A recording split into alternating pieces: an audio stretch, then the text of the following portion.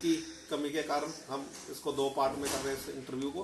अब दोबारा से शुरू कर रहे हैं। जैसे ही बीजेपी ने राघवेंद्र शर्मा जी को टिकट दिया, आपको गुस्सा आ गया और आपने बीजेपी से रिजाइन कर दिया। मतलब कि कुछ दिन रुकना चाहिए था, 2027 में मिल जाता। इतनी जल्दी क्या थी टिकट की? देखिए, पहली बात तो मैं बताऊं, मैं कोई भी जो डिसीजन होता है वो गुस्से में नहीं लेती हूँ। गुस्सा अगर आता है फिर 2-3 दिन शांत हो जाती और फिर बहुत सोच समझ के डिसीजन लेती हूँ। तो मैं कोई भी इमोशनली डिसीजन नहीं लेती, ना बहुत खुश होके ना बहुत दुखी होके। तो मैंने बहुत सोच विचार करके डिसीजन लिया और मुझे लगा कि भैया अभी तो एनर्जी है, पता नहीं 5 साल बाद बुढ़े बुढ़े ना हो जाए तो तब संगठन के लिए काम करेंगे किसी भी अच्छे। अभी एनर्जी पूरी है, काम पूरा किया, क्षेत्र में लोगों के बीच में पहचान है, तो इसलिए अभी लड़ा जाए मौका। वो फर्स्ट कहते हैं ना कि सबसे फर्स्ट अटेम्प्ट अच्छा अटेम्प्ट होता है। क्या कांग्रेस से पहले बातचीत चल रही थी भी टिकट रोक के रखना, यदि इधर से टिकट नहीं मिला तो मैं आपकी तरफ से लड़ूंगी? एकदम ऐसे के गए कार्यालय टिकट मिल गया? मैंने कांग्रेस से कभी नहीं सोचा था, क्योंकि मैं तो केवल एक ही पार्टी की तरफ थी। एंड आई टोल्ड यू कि मैं जिसके लिए भी रहती हूँ मैं लॉयल रहती हूँ। मैं बीजेपी के लिए जब तक थी मैंने पूरे लॉयल्टी के साथ काम किया बीजेपी के साथ। तो मेरे कभी मन में कांग्रेस आया नहीं था। लेकिन जब मेरे को टिकट नहीं मिला तो बहुत सारी पार्टियों ने मुझसे कांटेक्ट करने की कोशिश करी। तो कांग्रेस से भी मेरे पास फोन आया। तो मेरे से कांटेक्ट जब हुआ तो उन्होंने पूछा कि आप हमारे में आ जाइए, हम आपको टिकट देने को तैयार हैं।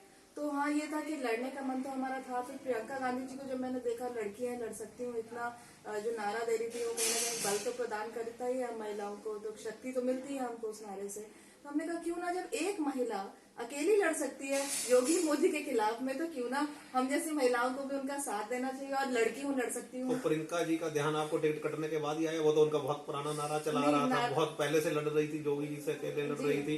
तो मतलब टिकट कटने के बाद प्रियंका जी का नारे का ध्यान आया आपको? तो उससे पहले क्यों नहीं ध्यान आया? क्वेश्चन जो है ना, देखिए नारा तो मैं सुनी रही थी, उन्होंने यहाँ पे रैली भी की थी, मैराथन भी किया था, तो वो तो मैं देख ही रही थी। तो कहीं ना कहीं अच्छा लग रहा था कि हाँ एक महिला लड़ रही है। मगर जब हाँ ये था कि टिकट नहीं है हमारा, मतलब हमको मौका नहीं दिया गया, तो मुझे लगा कि कांग्रेस बेटर ऑप्शन है। क्योंकि विपक्ष में आज कोई पार्टी है तो सबसे अच्छी पार्टी कांग्रेस है, और कोई दूसरा हमारे देश में विपक्ष है नहीं। यूपी में तो सपा वो नेशनल लेवल की पार्टी है, चाहे तो सांसद उनके 44 ही हो, 10% ही हो, वो अलग बात है। तो और यूपी में तो सपा है। नेशनल लेवल की पार्टी से नेशनल लेवल की पार्टी में ही ज्वाइन कर अपने कद को वहीं पे मेंटेन रखा। भले अगली बार सांसद ही लड़ने का मन है? देखिए अभी तो मेरा कोई, मैं सांसद ही नहीं, मैं इसी इलेक्शन पे फोकस कर रही हूँ। आगे की आगे नेशनल लेवल पे तो सांसद बन के ही जा पाएंगे ना? अब देखते हैं जाके, जैसे आगे शीर्ष नेतृत्व हमको करता है, अगर उनको लगता है हम सांसद ही लड़ने लायक हैं तो मौका देता है, हम बिल्कुल लड़ेंगे। एक सबसे मेरे मन में भी बहुत जो बात आती है और आम जनता में भी आती है, नेता लोग अपनी विचारधारा एकदम कैसे 180 डिग्री पे घूम जाते हैं। BJP Congress north pole south pole है। बीजेपी जिसको अच्छा कहती है कांग्रेस उसको बुरा कहती है, ऐसे ही कांग्रेस जिसको अच्छा कहती है बीजेपी बुरा। तो आप लोग का नेता लोगों को स्पेशल बटन होता है, बटन दबाया एकदम विचारधारा बदल गई, ये कैसे पॉसिबल है? देखिए विचारधारा जो होती है वो वैसे तो बचपन से होती है, और ऐसा नहीं है। मैं समझती हूँ विचारधारा तो आपके मन में होती है, पार्टी तो ये तो सब राजनीति है। लेकिन कुछ चीजें होती हैं जो बेसिक कैरेक्टरिस्टिक होती है आदमी की, वो कभी चेंज नहीं हो सकती। तो उससे पार्टी का कोई फर्क मुझे नहीं लगता पड़ता, क्योंकि मैंने तो पार्टी चेंज भी करी है। तो मुझे कहीं विचारधारा अपनी कोई ऐसी विचारधारा मेरे हिसाब से वो है कि जो आपका बेसिक नेचर है, या आपकी जनसेवा। तो मेरी विचारधारा तो केवल समाज सेवा है, मैं अगर अपनी बात करूँ। पार्टी तो के उस पे भी चलना पड़ता है ना, पार्टी की लाइन पे भी चलना पड़ता है। तो हम पार्टी के लिए काम कर रहे थे, उसी विचारधारा पे काम कर। जैसे मैं एक एग्जाम्पल लेता हूँ, समाज सेवा आपका है, मैं आपको एग्जाम्पल देता हूँ। जैसे आपने देखा होगा मैं जैसे बीजेपी में रहते हुए काम कर रही थी, आज भी मैं वैसे काम कर रही हूँ। नहीं, एक विचारधारा बहुत बड़ी बात है। विचार काम आप अच्छा कर रही है, हमें उम्मीद है कांग्रेस में रह के भी वैसे ही करेंगे। लेकिन मैं आपको बताऊँ, I am more of a secular person. मैं सबको साथ लेके चलने में विश्वास नहीं, वो मैं धर्म की बात ही नहीं करता हूँ, मैं कहीं किसी इंटरव्यू में नहीं करता हूँ। मैं एक जनरल बात कर रहा हूँ।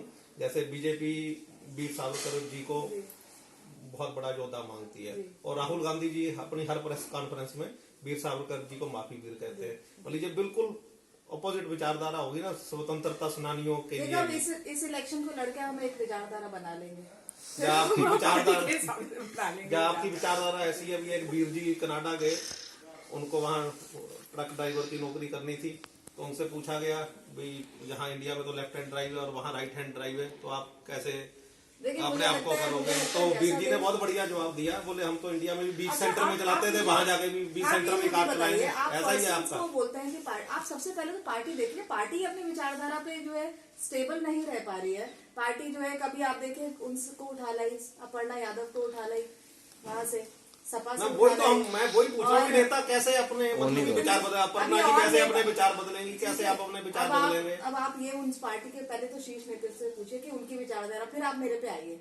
पहले आप जाके उनके जो लोग हैं उनसे पूछे कि आप हमारा चैनल इतना बड़ा हो जाएगा, हमें वहां तक पहले पहुंचेंगे। आप उन लोगों से पूछे। हम मैं धीरे तो धीरे बहुत बढ़ रहे छोटी हैं। मोटी सी अभी तो नेता में बनी हुई नहीं, हूँ। मुझे तो यही लगता है वो पहले आप बीर जी उनसे वाली बात पूछे। है कि हम तो 20 कार 20 सेंटर में चलाते हैं, लेफ्ट हैंड ड्राइव हो राइट हैंड ड्राइव हो, हमें कोई फर्क नहीं पड़ता, हम 20 सेंटर में चलेंगे। कुछ ऐसी विचारधारा है आपकी? अरे देखिए, मेरा माइंडसेट बहुत सेक्युलर है, मैं देश में सबको साथ में लेके चल रही हूँ। ये मतलब अगर आप विचारधारा मेरी पूछे तो मेरी विचारधारा ये है कि मुझे देश के लिए काम करना है, मैं देश के लिए काम करना चाहती हूँ। मैं देश, पार्टी जो है वो एक अलग दायित्व है, जो भी पार्टी देश के हित में काम करेगी मैं साथ में हूँ। और अब मैं इस पार्टी में हूँ तो मैं इस पार्टी को लेकर राजनीति करूंगी और अपने देश के हित में काम करूंगी। वो तो व्यक्तिगत एक सोच है ना। तो बरेली में कांग्रेस के लिए एक मतलब चेहरा पहले अपना एरन फैमिली थी, बिल्कुल ही खत्म हो गई थी, आपने एक नई संजीवनी सी दी, इसका भी आपको गर्व महसूस होता है? First of all let me tell you, I don't know who city Aaron, मैं आज तक ना मिली हूँ, मैंने बस नहीं वो मतलब नहीं है, मतलब ये कांग्रेस का चेहरा थी। जी जी जी। मतलब अब आप एक तरह से कांग्रेस मैं का तो चेहरा अभी आई होकर हूँ, मैं आएंगे। उस तरीके से सोच नहीं रही हूँ चेहरा हूँ नहीं हूँ, वो लोगों को लगता होगा, ये पार्टी को लगता होगा, मैंने उस तरीके से सोचा नहीं है। जब आप अपने कार्य से, अपने जीत से इतनी निश्चित थी भितरी से, तो आपने निर्दलीय लड़ने का क्यों नहीं विचार करा, पार्टी क्यों चुनी?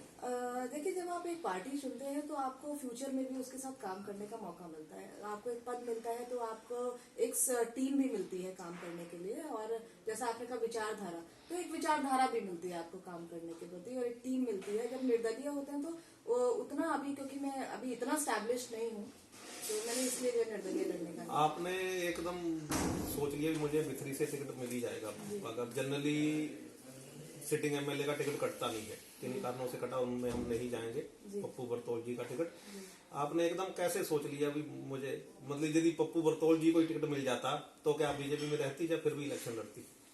नहीं, मैं फिर भी इलेक्शन लड़ती।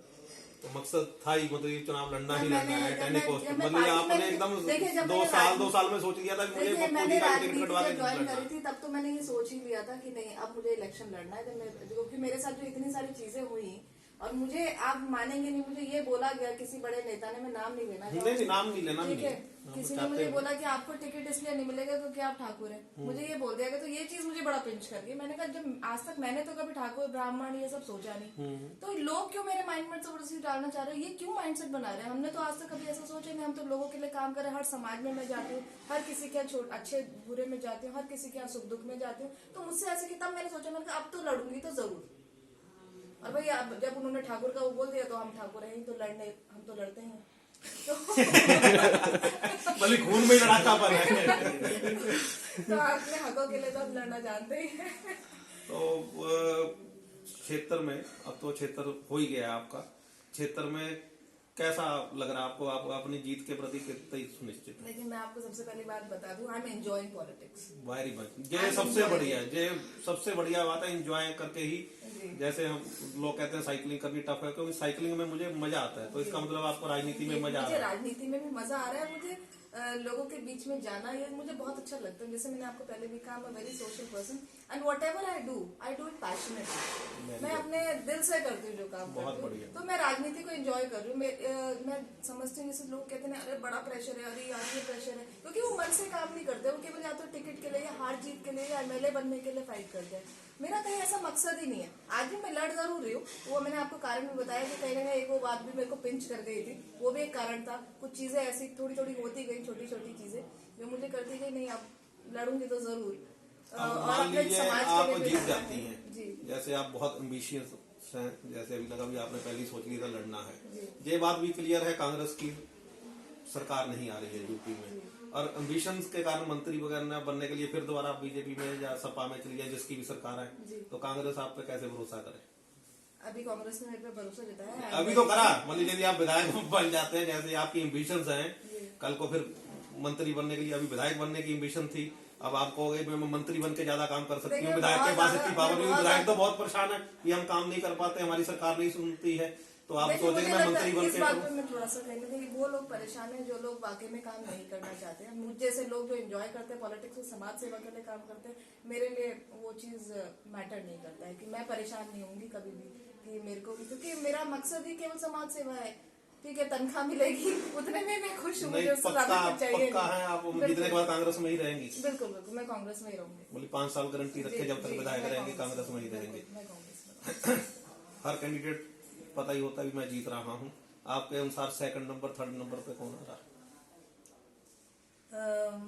किससे हम फाइट लोग है बहुत आपकी? अच्छी फाइट दे रहे हैं, मैं इतना कहूंगी। मैंने बीजेपी के लिए मैं बहुत बड़ी प्रॉब्लम बन गई हूँ। मुझे इतना समझ में आ रहा है कि बीजेपी को जो है मैं नहीं, हम तो मान के चल रहे हैं आप जीत रहे हैं, तो आपके अनुसार सेकंड नंबर पे थर्ड नंबर पे कौन आ रहा है? धन्यवाद। मैं इतना ज्यादा अभी ऐसे नहीं सोचती, मैं एकदम हवा हवाई कुछ नहीं सोचती, बट मैं प्रैक्टिकली ग्राउंड पे काम कर रही हूँ। बट मुझे इतना समझ में आ रहा है कि मैं अच्छी फाइट दे रही हूँ। अब लड़ना ना लड़ना, क्योंकि जैसे हमेशा कहा गया है और पुराणों में भी कहा गया कि जो घोड़ा जो है ना वो चलाता तो श्री कृष्ण ही है, तो उन्होंने डिसाइड करा होता है, वो डेस्टिनी होती है कि कौन जीतेगा हारेगा। वो तो ऊपर से लिख गया होगा कौन जीतेगा कौन विधायक बनेगा, वो लिख गया होगा, वो तो लिखा ही हुआ होगा। और अगर आप मैं जीत जाती हूँ तो मैं सबसे पहले तो आप ही का धन्यवाद करूंगी कि आपके मुंह से निकली हुई बात सच हो गई। हाँ, और जैसा भी परिणाम होगा वो हमें एक्सेप्ट है। और I told you I am enjoying politics. Very good. ये आज छोटा सा हमारा एक परिचय था बिथरी के लोगों को बताने के लिए भी उनके उम्मीदवार उनके बारे में अपने बारे में क्या सोचते हैं। मैं सबसे पहले तो बहुत ही फ्रैंकली आपने इंटरव्यू दिया। अच्छे अच्छे नेता इतना फ्रैंकली इंटरव्यू नहीं दे पाते हैं। बहुत बहुत धन्यवाद आपका करता हूँ। धन्यवाद। और मैं आपकी भी बहुत बड़ी फैन हूँ, आपकी देखती रहती हूँ मैं फेसबुक पे। Thank आपकी you। वीडियो मेरा भी लगाते हैं। मकसद यही है और आप लोगों जिस को तरीके से मिलाना फिटनेस सबका। का जो है लोगों में एक वो बार, लेकिन एक चीज में थोड़ा सा प्लीज माइंड मत करेगा, आप नहीं, फिटनेस इतना करते हो वो दिख नहीं रहा। मैं भी सारे टेस्ट करवा चुका हूँ, ये फैक्ट बात है। अब मैं भी तो जान रहा हूँ जहाँ तक तो मेरा सब सही है। माइंड तो करना ही नहीं, जब पब्लिक में है तो माइंड तो कर ही नहीं सकते ना। जब पब्लिक में रहना तो माइंड मेरे दिमाग में क्वेश्चन कई बार आता है नहीं, ये सभी के है। और टेस्ट भी सारे करवा चुका हूँ। और फिर मैं डेविड बून वगैरह को देख के खुश हो जाता हूँ। वो तो मेरे से भी ज्यादा मेहनत करते थे डेविड बून वगैरह, तो वो श्रीलंका के दिलीप मेंडेस। आज मुझे इंटरव्यू करने में बहुत अच्छा लग रहा है आपके साथ, क्योंकि मैं एक्चुअली बहुत ओपनली बहुत फ्रैंकली बात कर रही हूँ। बहुत बढ़िया। और जो भी दिल से बात कर रही हूँ। नहीं, दिल से ही होना चाहिए। जो लाग लपेट वाला होता है उसमें हमें भी नहीं मजा आता है। तो वही तो मैंने कही, बहुत ही शानदार हमारा इंटरव्यू रहा। ली टीवी आपका बहुत बहुत धन्यवाद करता है और आपको आपकी जीत के लिए शुभकामनाएं देता है। मैं अपनी टीम पुष्पिंदर गोला जी को दिखाओगी कैमरामैन गोला जी के साथ, और कैमरामैन आज अमित जी अपनी तरफ भी करते हैं। नहीं, चेहरा दिखाओ अपना। हाँ, ये हमारे कैमरामैन आज के अमित जी। इस तरह से लोगों को, समय तो बहुत कम रह गया है, 5-6 दिन का समय रह गया है। जो भी होगा हम आप लोगों को मिलवाते रहेंगे। बहुत बहुत धन्यवाद सभी लोगों का।